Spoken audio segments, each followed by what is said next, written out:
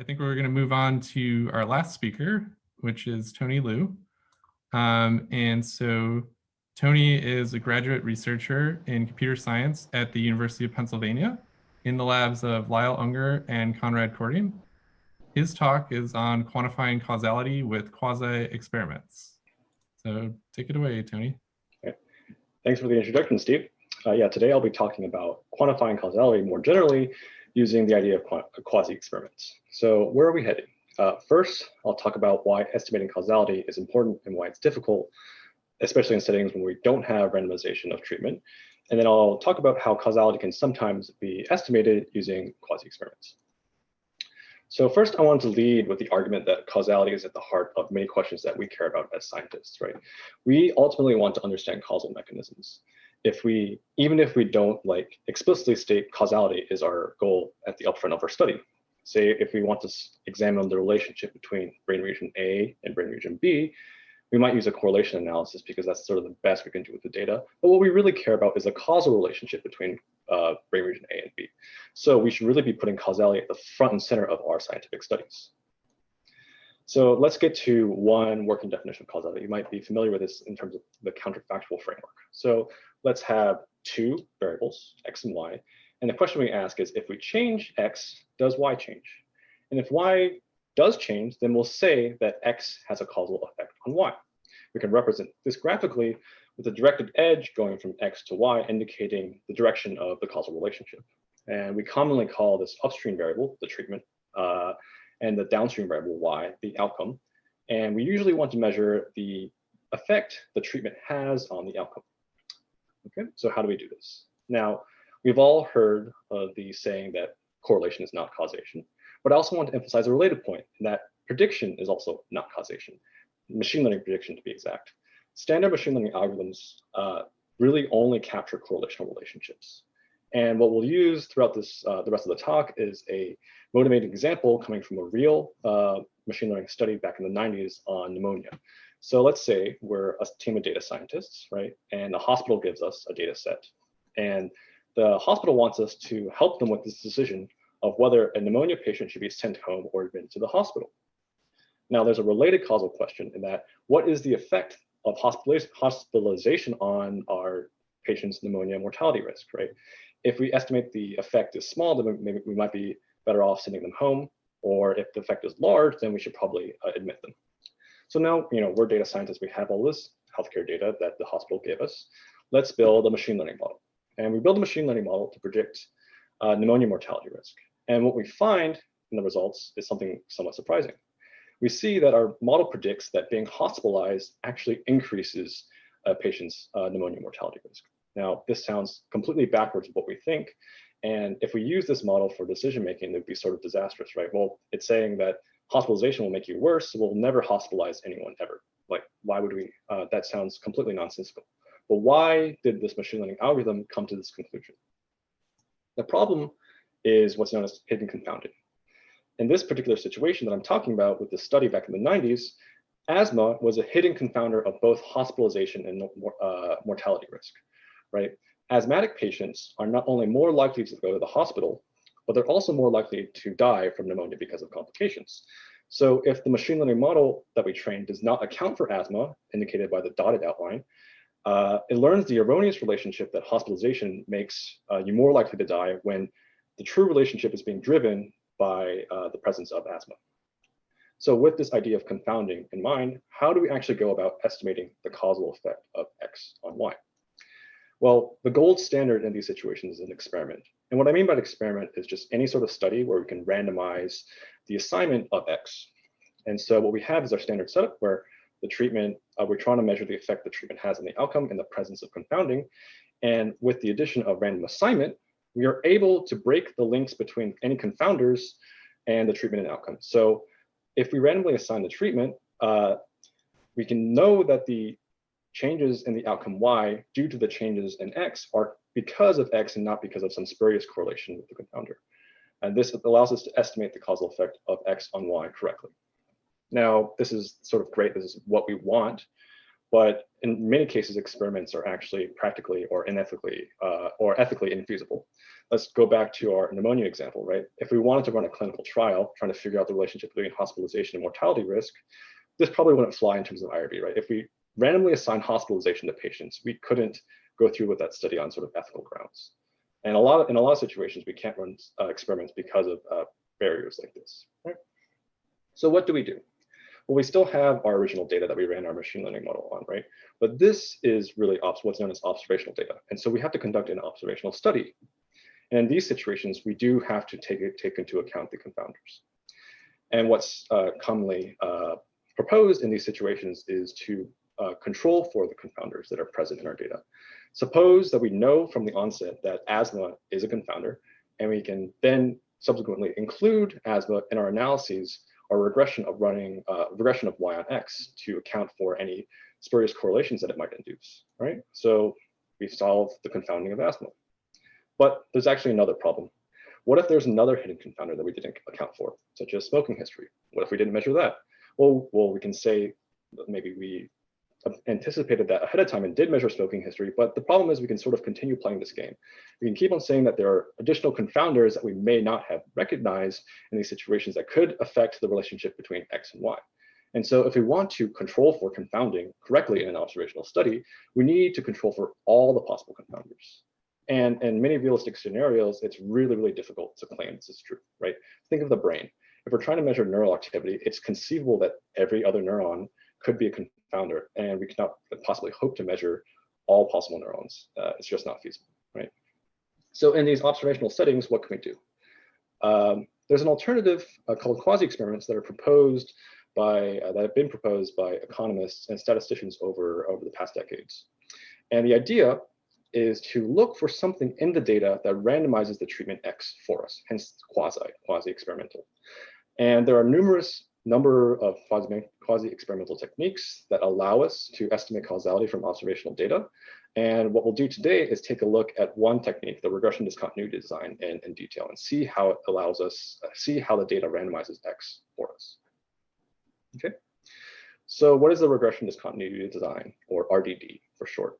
So the key to this design is that there is a threshold on a continuous variable, say age, that determines treatment assignment. So individuals above a certain age will get the treatment, and below a certain age will not get the treatment. And we'll sort of make this concrete with our pneumonia example. So in medicine, there are a lot of clinical rules governing the hospitalization of pneumonia patients. One rule is that if their patient's respiration rate, number of times they breathe in a minute, is greater than 30, then you should admit that patient to the hospital. And if it's below 30, then you're safe to send them home. Okay, and of course, being admitted to the hospital is going to affect their pneumonia mortality risk. And so what we can do is plot as a function of the respiration rate, our individual patient's mortality risk. And what we'll see in this data, with x-axis being the breathing rate and the y-axis being mortality risk, that at that cutoff of 30, there's going to be sort of a discontinuous jump in the mortality risk of our patients. So how do we get causal effects from this scenario? Well, one approach might be to just look at the outcomes of people to the left of the threshold, not hospitalized, and the people to the right of the threshold who are hospitalized, and just compare how they're doing. Now, this approach will result in biased estimates because people on the left of the threshold and people on the right of the threshold are different. If you have a lower respiration rate, you're probably younger, you're probably healthier. If you have a higher respiration rate, you're probably older, you might even have asthma, right? So these comparisons are actually biased. But if we look at a vicinity around the threshold, I claim that everyone will look the same on average within a region around the threshold. Now, why is this? The key is that the respiration rate, like any continuous measurement, is going to be noisy. So if we continually remeasure a patient's respiration rate, sometimes it'll be 31, sometimes it'll be 29, sometimes it'll be 32. But on average, we'll see that within this narrow region around the threshold, the patients just to the left and just to the right are going to be comparable. We've essentially created an experiment local to the cutoff, local to this cutoff. And this enables us to estimate causal effects, at least within this small region. Okay, we can actually represent this graphically in the same sort of framework we had before, where we have a running variable determining a cutoff, which then determines our treatment assignment and affects our outcome. Mapping that to our pneumonia example, we have the respiration rate as a running variable, the cutoff of 30, and hospitalization and pneumonia risk as our treatments and outcomes. And now, like I said, when you're local to the cutoff, we have an experiment, and that allows us to break any incoming connections to our, say, our randomizer node, which is C in this case. And now what we have graphically is actually the same setup as that gold standard experiment that we saw at the beginning at the top, right? Where C is providing randomization of the hospitalization. And this allows us to estimate causal effects without having to explicitly assign hospitalization ourselves. All right, so this is a medical example. Let's get to some neuroscience. I want to briefly talk about an example that one of my lab mates, Ben Lansdale, has worked on. So we can think about how neurons learn to fire and treat this as a RDD, where the threshold here is the input drive to their spiking threshold, and the output is some reward signal, say a dopamine response.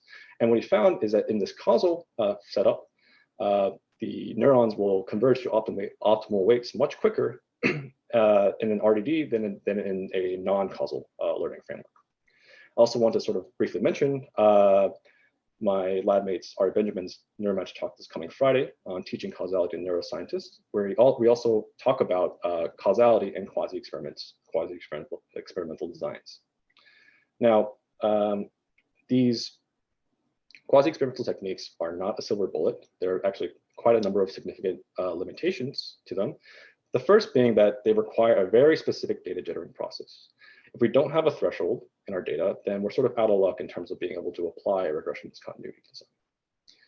Furthermore, these quasi-experiments are much more data hungry than true experiments. And this becomes an issue when we're trying to talk about small sample sizes, right? So what are a couple takeaways? The first is that I think causality should be considered in all scientific questions. When we're conducting a study, we should ask ourselves if the question we're really trying to answer is in fact a causal question. And if it is a causal question, we need to recognize things like correlations or ML will fall short, and we need to use techniques that actually measure causality. If we do want causality, experiments are the gold standard, but they may not be feasible on practical or ethical concerns. And these quasi-experiments that we've seen provide a handle into estimating causality in observational data, and we should be on the lookout for quasi-experiments in the data that we might encounter, say thresholds in the context of RDDs. With that, I'd like to thank my advisors, Lyle Unger and Conrad Cording, and I'll be happy to take any questions. Thanks, Tony. Yeah, that was it's really interesting to learn a little bit more about how causality is framed. So yeah, you have a question in the chat, which asks, I don't know how the RDD circumvents the problem of not being able to know all confounding variables, i.e. basically, understand the full causal model. Can you elaborate a little bit more on that? Yeah, sure thing. Yeah, so we talk about, let me go back to that slide. So we talk about in general that, say, people with different levels of respiration rate might have confounding factors that influence whether or not they're treated or not treated, right? The asthma, for example. People who have higher respiration rates probably will have asthma, and that's a confounding factor there. And so on, if we consider the entirety of the running variable, that respiration rate, then yes, there will be confounding effects.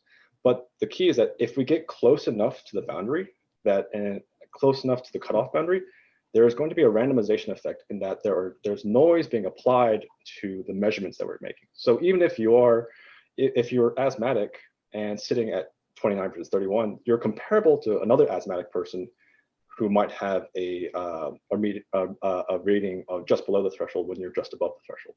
So as long as you get close enough to the boundary, we let stochasticity present within the system to take care of the randomization for us. And there's always going to be issues of how wide we can make this boundary, which leads to extrapolation problems. But at least close to the cutoff, we can say that we're as good as random in terms of, and not have to worry about confounding factors.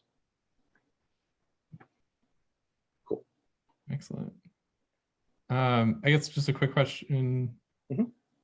Actually, we have another question too, where it talks about, the randomization by the threshold that you're talking about seems to rely on random noise. What happens if there's correlated noise? Yeah, that's also a good question. So let's see, how do I want to phrase this? So that is a problem, and we can frame this as sort of a way where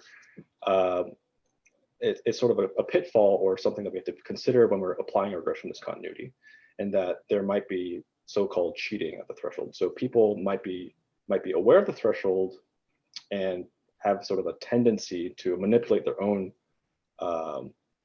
running variable to be on one side of the threshold or another side of the threshold.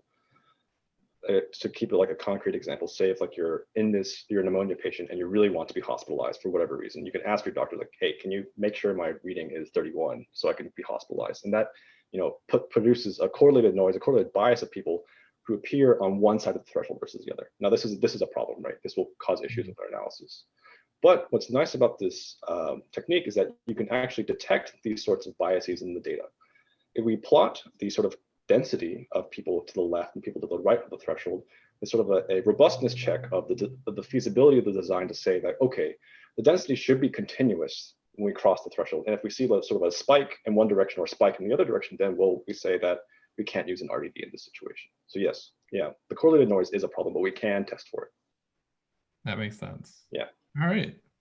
Well, yeah, I'd just like to thank all three of our speakers again. Really fascinating talks.